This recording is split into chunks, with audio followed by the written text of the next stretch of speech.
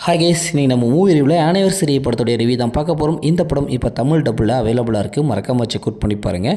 இது ஒரு love romantic மூவியாக வெளிவந்திருக்கு. இப்போ இந்த படத்துடைய கதையை பார்த்துடலாம். படத்துடைய ஹீரோயினே அவங்க ஹஸ்பண்ட் பையன் இப்படி ஜாலியான லைஃப் வாழ்ந்துட்டுருப்பாங்க. அவங்களுக்கு கல்யாண நாள் நடக்கும். அந்த கல்யாண நாள் ஃபங்க்ஷன் நல்லா சூப்பராக போயிட்டுருக்கும்.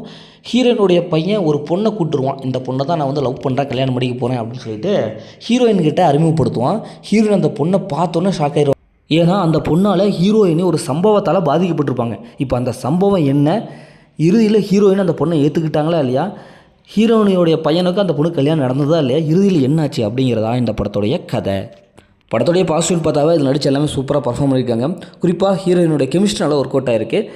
ஹீரோயின் வந்து அந்த சம்பவம், அந்த பொண்ணுக்கு அவங்களுக்கு சம்பவம் இருக்கும், அது நல்லாவே வந்துரு. செகண்ட் ஹாஃபில் அந்த ட்விஸ்ட் எண்டிங்லாம் நல்லாவே இருக்குது. ஒரு ஃபங்க்ஷனு, அதுக்குள்ளார ஒரு சில பிரச்சனைகள் தமிழ் படத்தில் எப்படி வருமோ அதே மாதிரி இப்போ ஹாலிவுட் படத்துலையும் பண்ணுறாங்க போல். ஏன்னா அந்தளவுக்கு பிரச்சனையை கொண்டு வந்து அதை சால்வ் பண்ணுறாங்க. இந்த படம் டயலாக்கு தான், வெறும் டயலாக்லேயே அப்படியே அப்படின்ட்டு படத்தை நகர்த்திடுறாங்க. இதெல்லாம் பார்க்குறதுக்கு நல்லாவே வந்திருக்கு. படத்துடைய பிஜிஎம் பொறுத்தவரைக்கும் நல்லாவே இருக்குது. அதே மாதிரி தமிழ் டபுள் வாய்ஸ் நல்லாவே கொடுத்துருக்காங்க. படத்துடைய கிளைமேக்ஸ் நல்ல ஒரு கிளைமேக்ஸ் கொடுத்துருக்காங்க.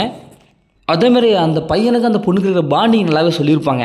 அந்த பையன் ஃபஸ்ட்டு பொண்ணை பார்க்குறது அப்படின்ட்டு வீட்டுக்கு கூப்பிட்டு வரது, இது முழுக்க அந்த ஃபங்க்ஷனும் அதனை சுற்றின சார்ந்த விஷயங்கள் சார்ந்த தான் படமாக்கப்பட்டிருக்கும். அதனால் ஹீரோயினை பேஸ் பண்ணி இந்த படம் போகும். அதனால் ஹீரோயினை ஃபாலோ பண்ணவே இந்த படத்தை பார்த்து முடிச்சிடலாம்.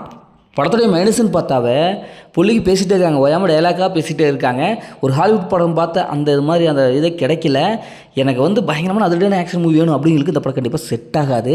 ஒரு டைலாக் ஓரியன்ட்டாக படம் நான் பார்க்கணும்ப்பா அப்படிங்கிறதுக்கு இந்த படம் கண்டிப்பாக செட் ஆகும். இந்த படத்தில் அந்த மாதிரி சீன்ஸ்லாம் இருக்குது. அதனால் ஃபேமிலியை தவிர்த்துட்டு தனியாக பாருங்கள். மொத்தம் இந்த படம் சூப்பராக சொன்னாங்கன்னா இந்த படம் ஒரு ஒன் டைம் வாட்சபிள் தான் நாங்கள் சொல்கிறேன். ஓகே, இதே மாதிரி அடுத்த ஒரு புதிய மூவி ரிவ்யூ சந்திப்போம்.